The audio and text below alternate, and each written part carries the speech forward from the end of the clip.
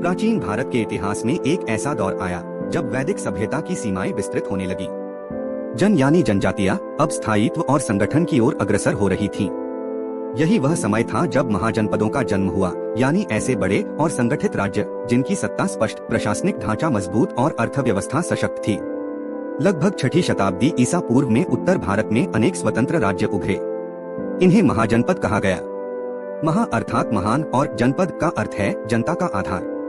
पहले छोटे छोटे जनपद थे, लेकिन समय के साथ इनका विस्तार हुआ और वे महाजनपद कहलाने लगे। इनकी संख्या 16 मानी जाती है, जो अंगुत्तर निकाय जैसे बौद्ध ग्रंथों में उल्लिखित है। प्रमुख 16 महाजनपदों के नाम इस प्रकार हैं। अंग वर्तमान बिहार का भाग, इसकी राजधानी चंपा थी।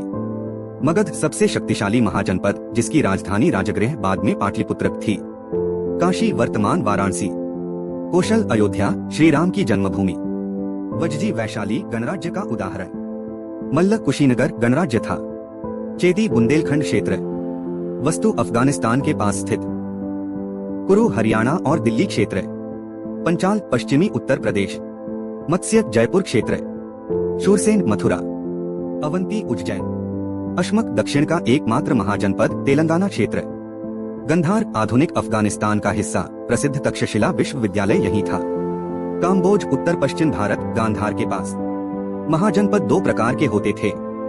राजतंत्रात्मक जैसे मगध, काशी, कौशल आदि, जिनमें एक राजा शासन करता था।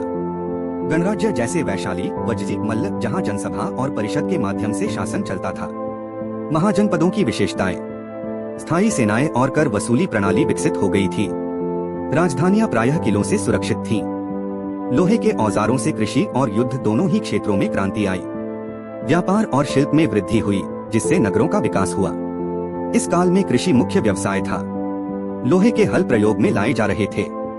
व्यापार के लिए सिक्कों का चलन आरंभ हुआ, जिन्हें पंचमार्क सिक्के कहा गया। समाज में वर्ण व्यवस्था अधिक कठोर होती जा रही थी। शूद्रों की स्थिति और सीमित हो गई थी। इस काल में ब्राह्मण धर्म के साथ साथ जैन और बौद्ध धर्म का भी उदय हुआ। महावीर और बुद्ध दोनों इसी समय में हुए और इन्होंने तत्कालीन समाज और राजनीति को गहराई से प्रभावित किया। महाजनपदों में मगध सबसे शक्तिशाली बना।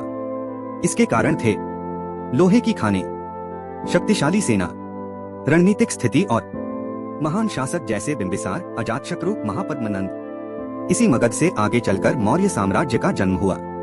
महाजनपदों का युग भारत के प्राचीन इतिहास का एक निर्णायक चरण था, जिसने गणतंत्र, राजतंत्र, युद्ध, राजनीति, धर्म, अर्थ और समाज के विविध पहलुओं को एक नया रूप दिया। यही वो दौर था जिसने भारत की पहली महान राजकीय संरचनाओं की नींव रखी।